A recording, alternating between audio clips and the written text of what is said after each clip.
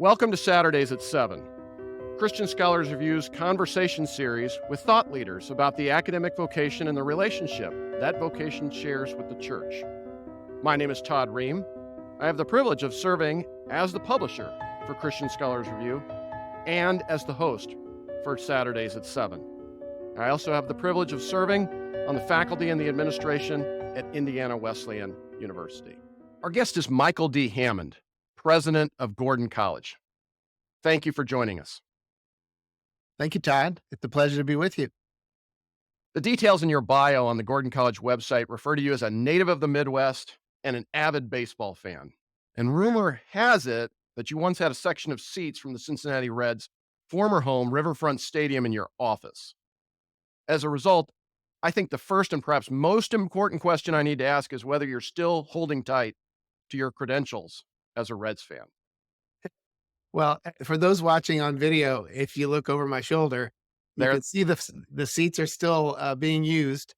There is a story. You're right. Those came from the former Riverfront Stadium in Cincinnati. As a boy growing up in Indiana, the Major League Baseball experience was kind of a little bit beyond our grasp, and so it was a big deal for our family to have a road trip to a Major League park as a kid. And when they tore the stadium down in 2002, I was happy to pick through the rubble pile. And I mean, when the Yankees tore down the old Yankee Stadium, every little nut or bolt was sold for $1,000 souvenir. When Cincinnati, a small market team, tears it down, there's a construction company that says you can pick through the demolition pile and give us a little. It's so cheap. But I've towed these around the country, and they're a little out of place sometimes. But it's a nice touch, and as you say, it kind of it's a nice conversation piece. I used to joke when I was a provost that it was where the faculty would sit and boo me while I was doing my work. From the bleachers, they would let me know they didn't like it. But it is a fun way to kind of celebrate that legacy. Now, your loyalties, though, haven't been tested at all as a result of your proximity to Fenway Park, because let me just note here, we have photographs of you throwing out the first pitch at Fenway Park. True. And in case anyone wonders, I'm going to go with June 27th, 2023 at 7:10 p.m. against the Marlins that got night, to be exact. So, Well researched, of course. That's true. So here's the thing. In God's good grace and providence, as I've moved around the country in higher education, I've mostly lived in American League cities, almost always, Okay. especially in the days before interleague play. It was easy to root for the local team because they never would play the Reds. So the Reds are still my team, but I'm happy to, I love going to Fenway. It's such a beautiful place and such character there. And throwing out the first pitch was really just the experience of a lifetime. There's a longer story there, but I actually had and still have a tear in my shoulder. And so when I went out to warm up the month before this invitation was to be realized, I got a couple of my kids. I said, "Let's go play catch. Daddy has to warm up for this." And I couldn't throw the ball 10 feet. I had this injury that was. I thought, it's probably fine. And so the story is going through physical therapy with this really great therapist here in the area who I just kept apologizing. I'm like, this is the craziest thing you've ever had to do, to rehab a guy's shoulder so that he can throw one ball one time. He loved it. He said, this is an easy challenge.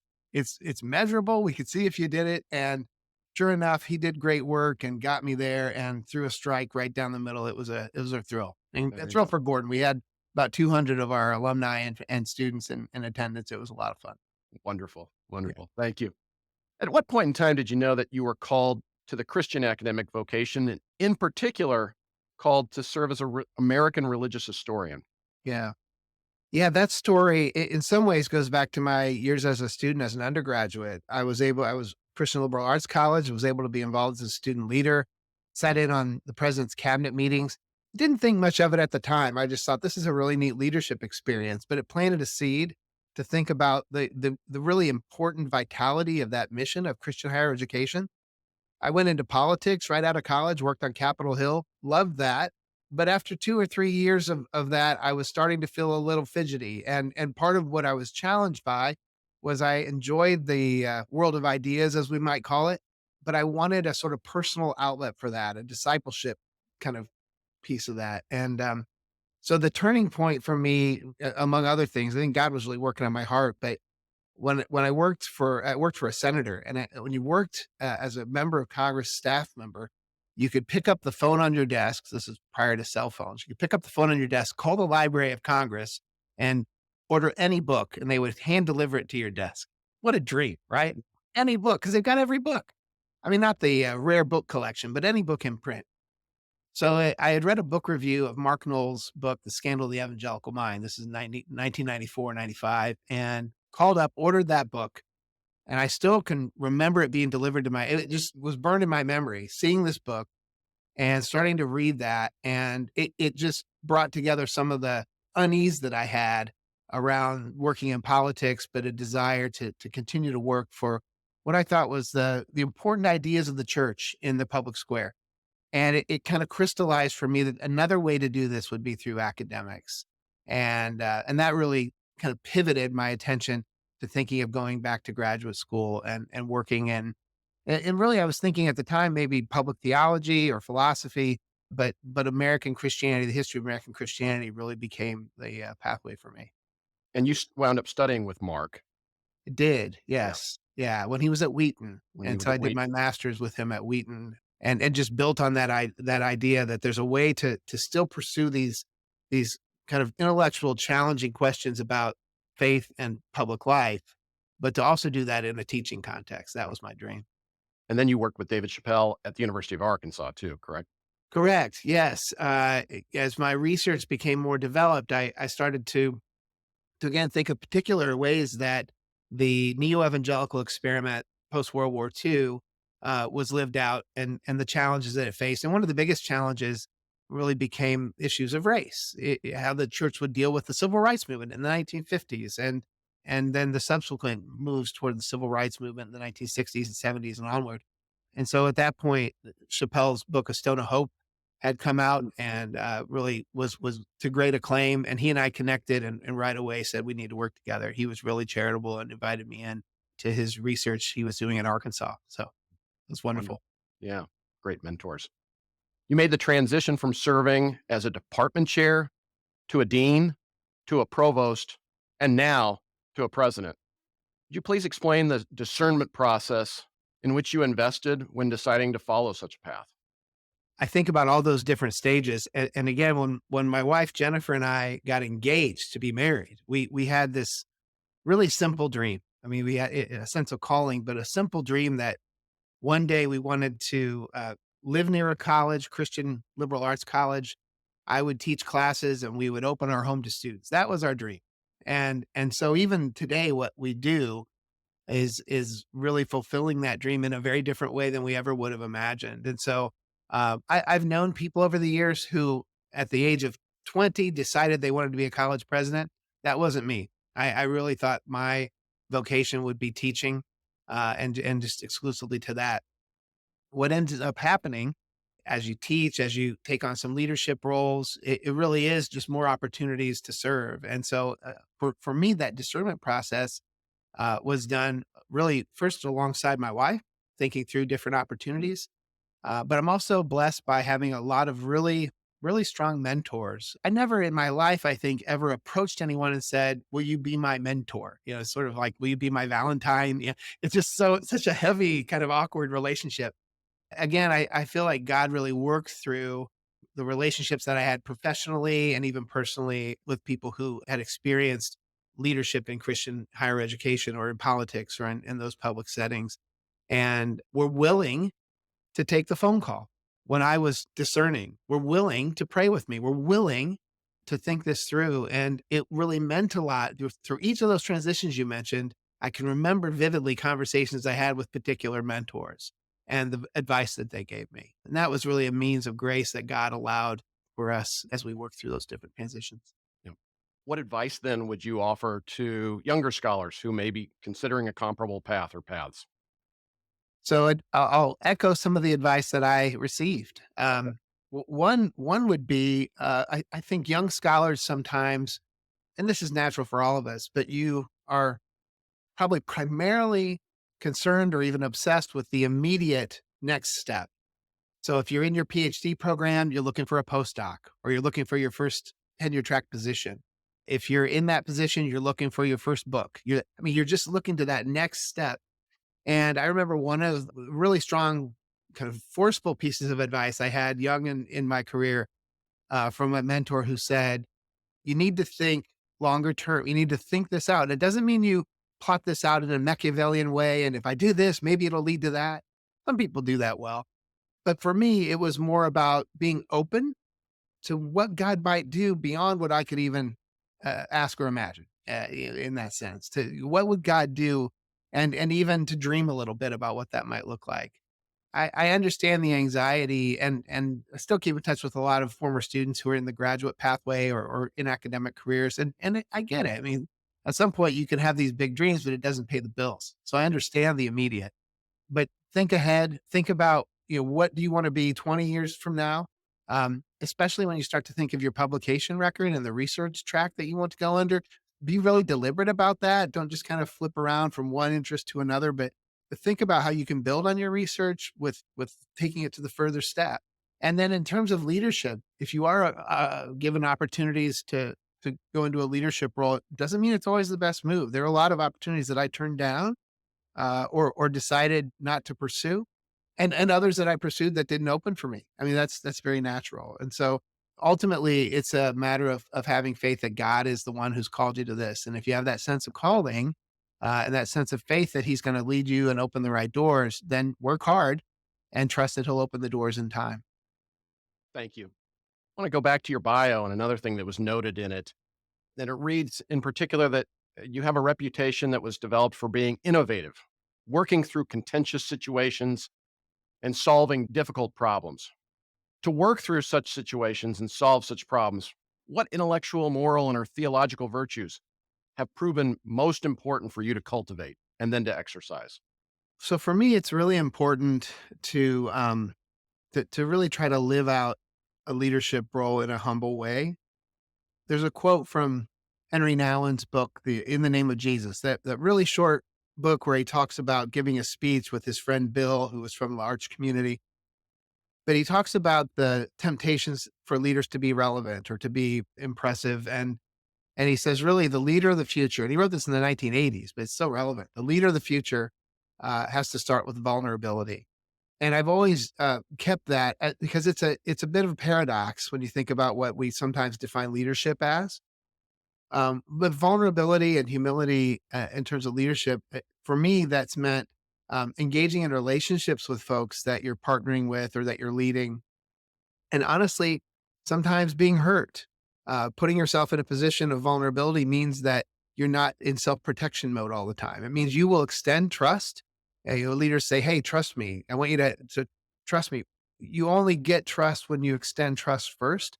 And sometimes when you extend trust first, that gets broken or you get burned by that. And I can point to different elements where that's happened in my professional life.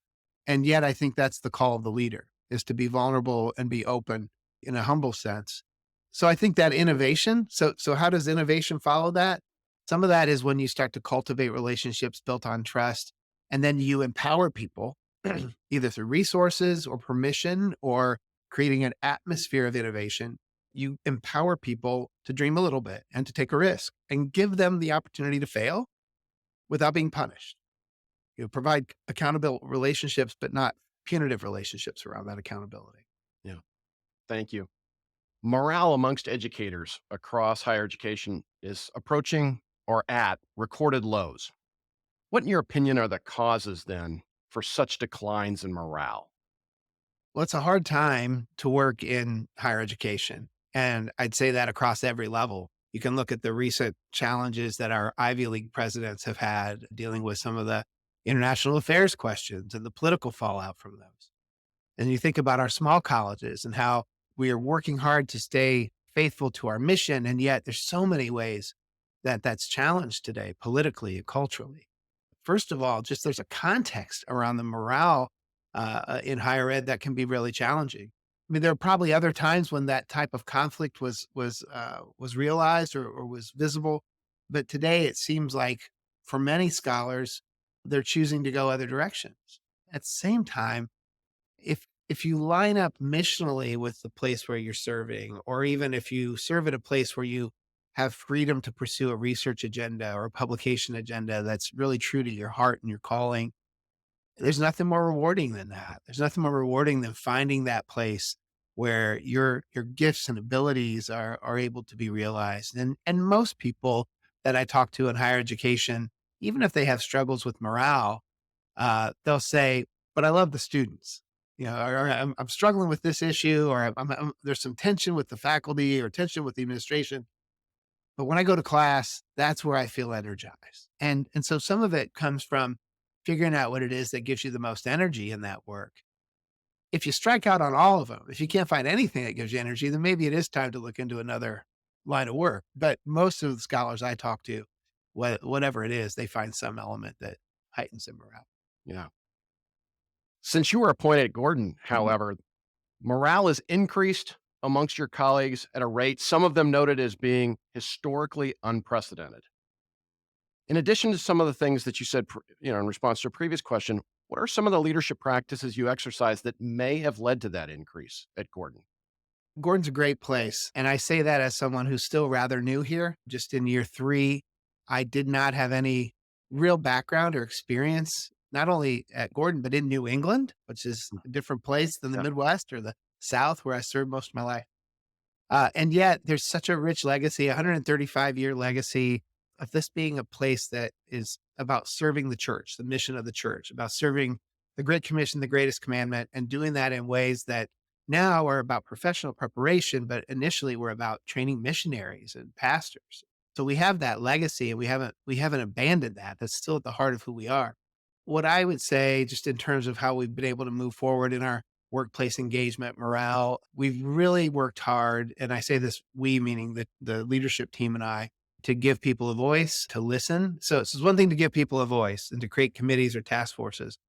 But if that voice yields no actual fruit, in other words, if people just kind of voice their opinions and there's no action on that, that's what frustrates people. And it's almost more frustrating to feel like you were asked, but didn't get to see any of those ideas realized. And Yeah. so we tried to cultivate here a spirit of innovation. I've encouraged the faculty to lead that.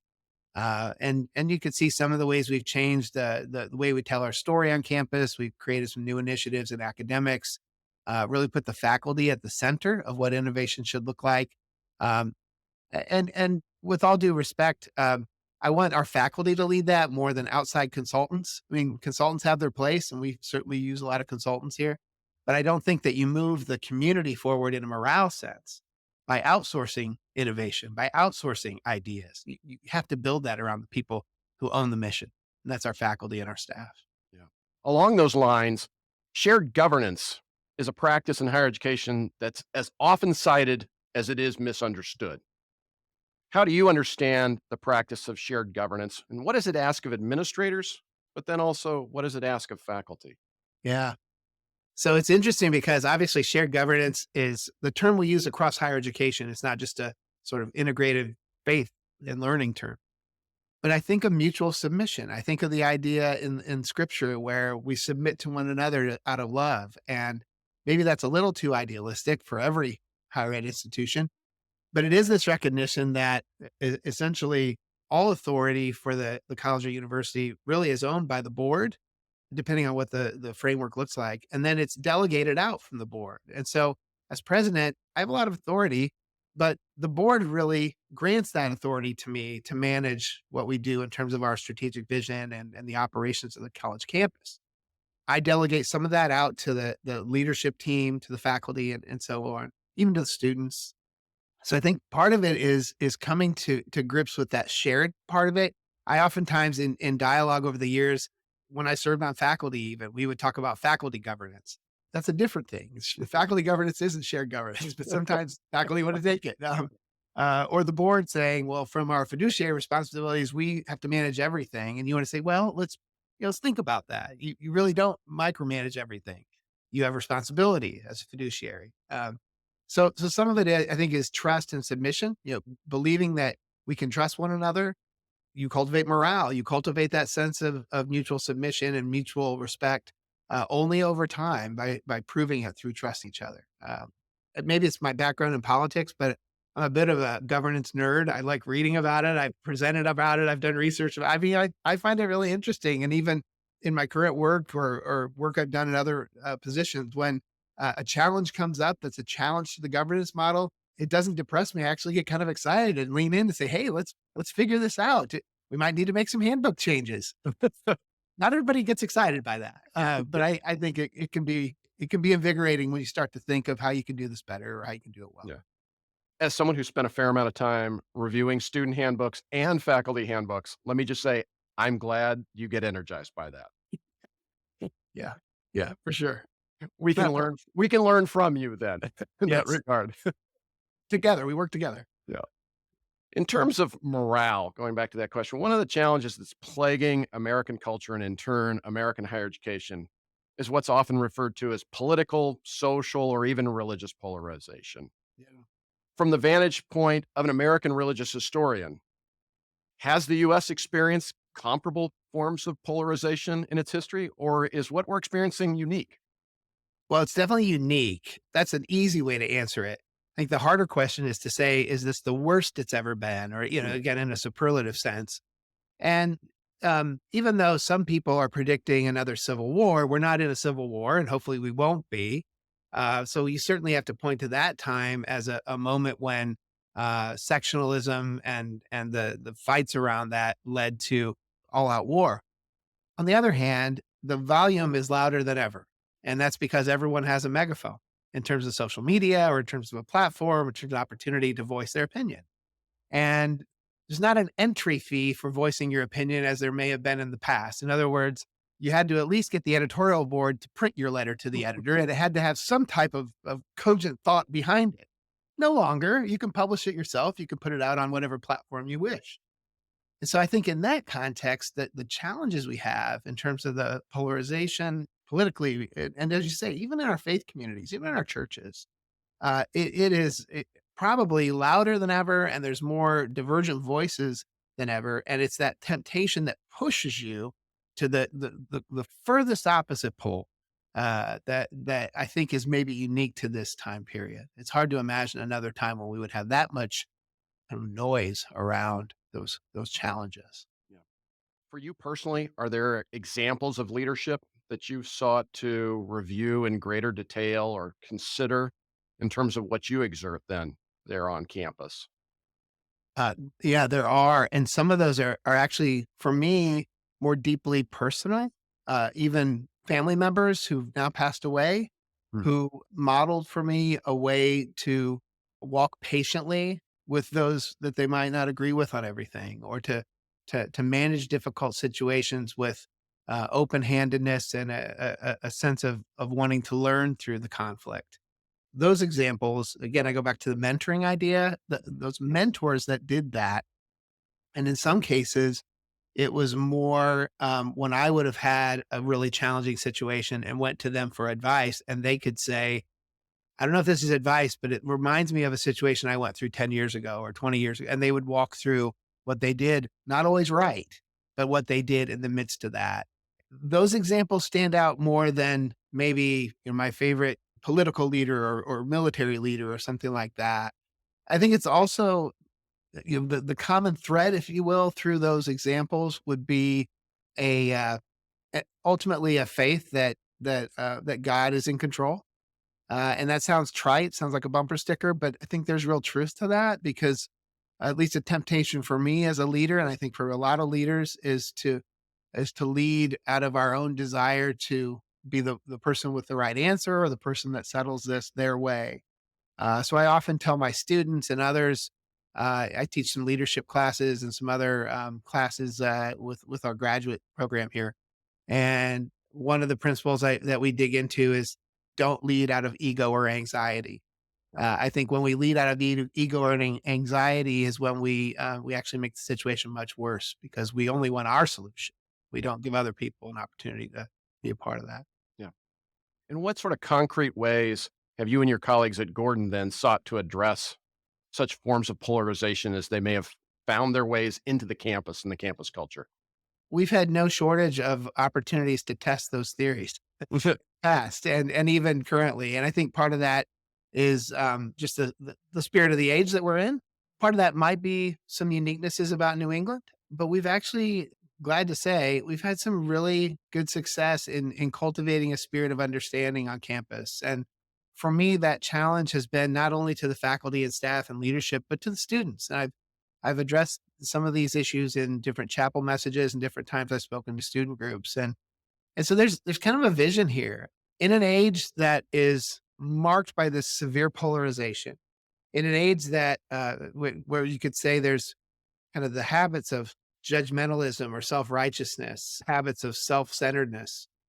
What would it look like to first of all be a Christian college that's known for or marked by being a place that has good dialogue, that learns together, that respects each other? That in itself would be a pretty good aspiration. Now, to make it even higher in our degree of difficulty, let's do that in New England.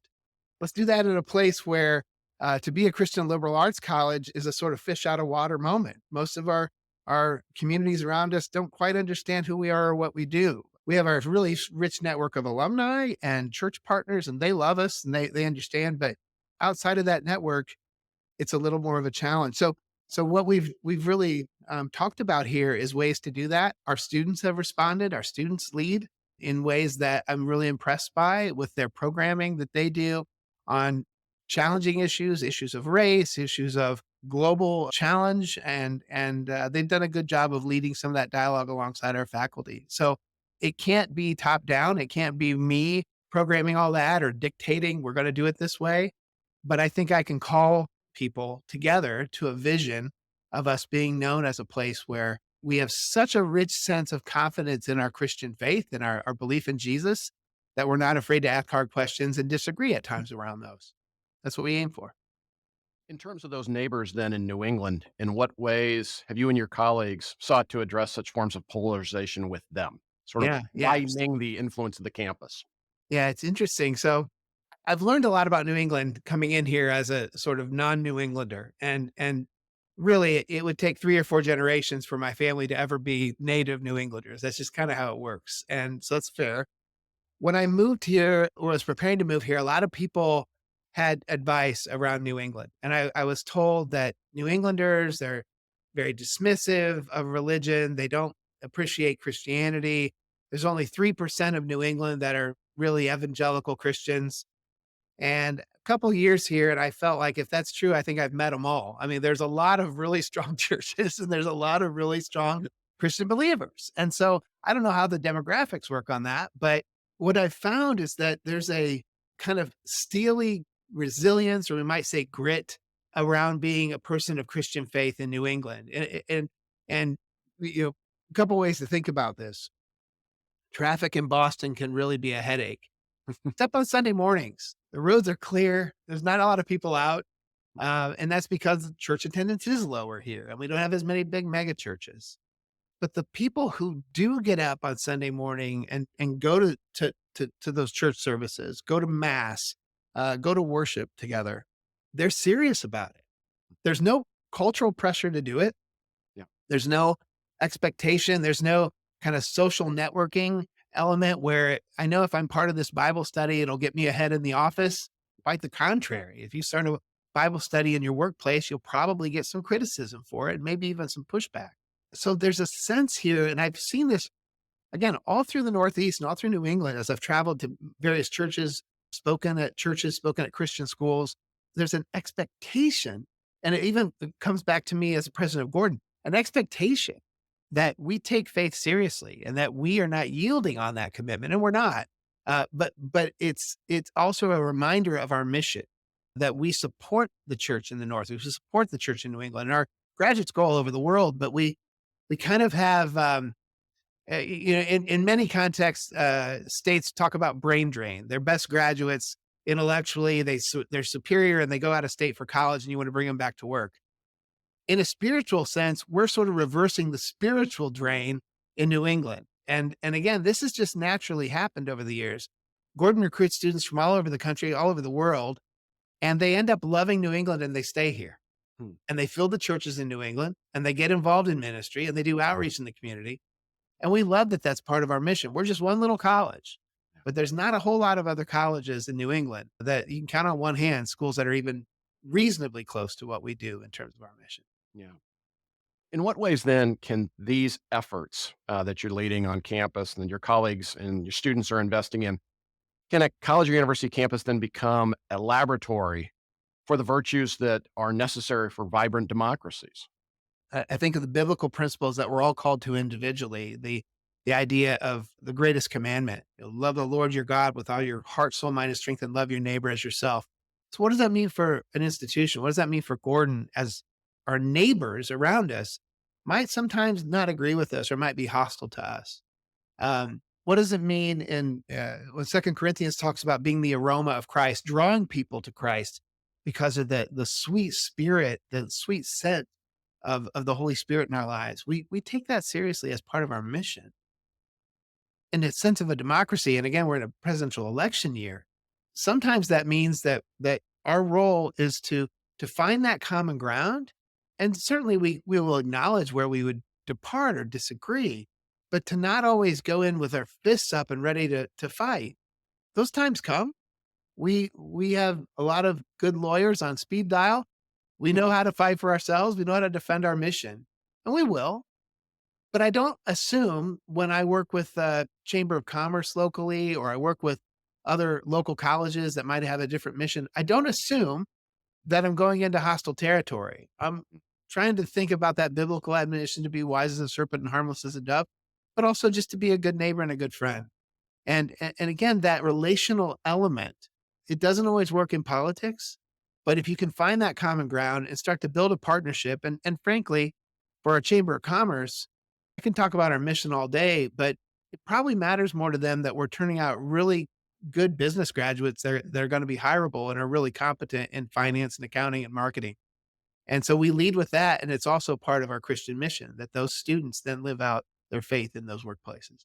Yeah, thank you. In terms of our sort of last questions for our conversation today, I want to focus on the nature of the Christian academic vocation as it's exercised there at Gordon and as it is exercised at Gordon in relation to other colleges, universities, perhaps than in New England.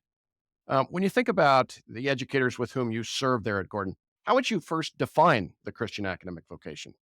Yeah. Yeah. Yeah, so Gordon has a rich legacy, I think, even within Christian college circles of thinking about integration and how faith is integrated into everything that we do. And so I have to mention the Christian Scholars Review started, as you know, at Gordon College as the Gordon Review, as an outgrowth of the faculty's desire to have an opportunity, a forum to think together, to write ideas around faith and faith learning integration. At one time, to think of Gordon and Gordon Conwell even around this idea of creating this project that Harold Ockenga and Carl Henry and others were behind, of a massive Christian research university. And of course, they abandoned that Crusade University idea. But Gordon was involved in those conversations early on. And so some of that's the residue of being in New England and being in Boston, being in a place where, at its best, higher education is held up as a great opportunity to advance and to think about being a good citizen. At its worst, it's arrogance. At its worst, higher education becomes idolatry. So Gordon's had to navigate those waters. We've not, because of our location, we've not been kind of free to do whatever we want, however we want. We've really been driven by strong academics. And so that vocation for our faculty, they take it very seriously. They have good collaboration with scholars in the region. They have good collaboration because of the opportunities we have in Boston to engage with outside speakers, outside experts who come into our campus. So we never sort of lose the thought that we are fully engaged with our Christian mission and the Christian purpose behind it, but also the full engagement with scholarship and with academic integrity. Those are vital to what we do. Yeah. When engaging with other faculty members serving at other colleges and universities in the area, because there's no shortage in your neighborhood there, what virtues, as expressed by the Christian academic vocation, do you think are most important for your colleagues to exercise? Yeah, again, I think that it stands out, and I would say this in my dealings here, and what I hear from our faculty, whether they're dealing with colleagues who are people of faith or not, that virtue of humility, that virtue which again, the best scholars that I've ever known, whether they were Christian or not, they were marked by a sense, even if they had accolades and book awards, they were marked by a sense of humility because they believed that the research, that the agenda that they were pursuing, that the value of scholarship was so much more rich than what they could just offer to it. They felt like they were just making that small contribution, even if they were award-winning scholars in some ways. The best example I can think of where that was lived out for over 50 years, one of our scholars, Dr. Marv Wilson, really became an innovator in the Christian-Jewish dialogue. And so he did most of his research on the interaction between Christians and Jews and published many books, one of which was made into a documentary called Our Father Abraham, which every year the PBS channels will show that documentary around Passover and Easter because it talks about the commonality of the faith in a way that incidentally and importantly had integrity as a Christian. So it wasn't about a sort of syncretism that watered down Christian faith, but really to promote this in a way born out of humility, born out of a partnership between Christian and Jewish scholars. That kind of example still leads how we do this here at Gordon. Yeah. With the preponderance of scholars then that are in that area, what are some of the challenges, but also the opportunities for your faculty to engage in work, just such as you noted by Marv Wilson? Yeah. I mean, one of the challenges, of course, is just time. It's just time that they have. And so we've had a habit here of giving sabbaticals every 5 years to our scholars. So they have a little more of an edge, a little more of a leg up in terms of their scholarship. But that's always going to be a challenge at a teaching college, teaching university. The opportunities really come as they get a little more rooted in their work as a teacher and a scholar, and they start to make those connections. So, and again, to your point, there are ample opportunities to engage with partners in their discipline within an hour of campus, within a short drive or a hop on the T, and you can get to a T stop and stop in Cambridge or wherever else. And so we've done pretty well with that. There's more opportunity for that, and I think as our faculty have more time to engage in those conversations, it'll just get stronger and richer. Yeah. One last question then for our time, and you've already talked, about Gordon's influence in the church, but I want to pull this out just a little bit more, if I may. As an interdenominational or multi-denominational Christian college, what relationship does Gordon then seek to have with the church in New England, across the country, and then around the world? Yeah, it's a really rich part of our campus experience.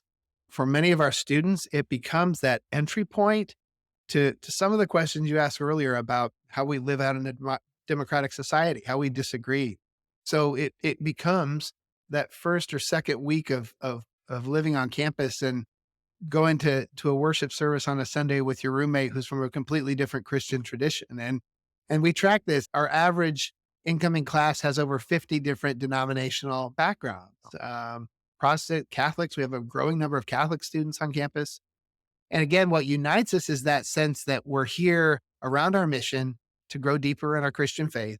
And our professional and intellectual outgrowth of that is stronger when our faith is strong. We believe that. And so that multi-denominational idea means that we are also processing around good doctrinal and theological questions. And this isn't meant to be a criticism, but we don't squelch those questions by saying, well, the denomination or the church has already settled. It's already written. We already have that decided.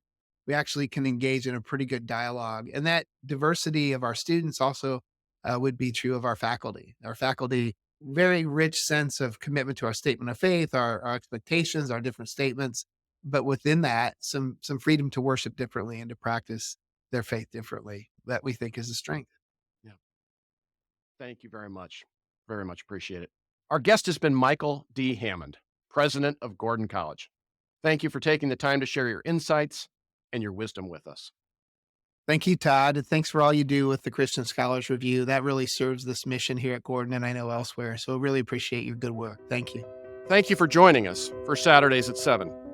Christian Scholars Review's conversation series with thought leaders about the academic vocation and the relationship that vocation shares with the church. We invite you to join us again next week for Saturdays at 7.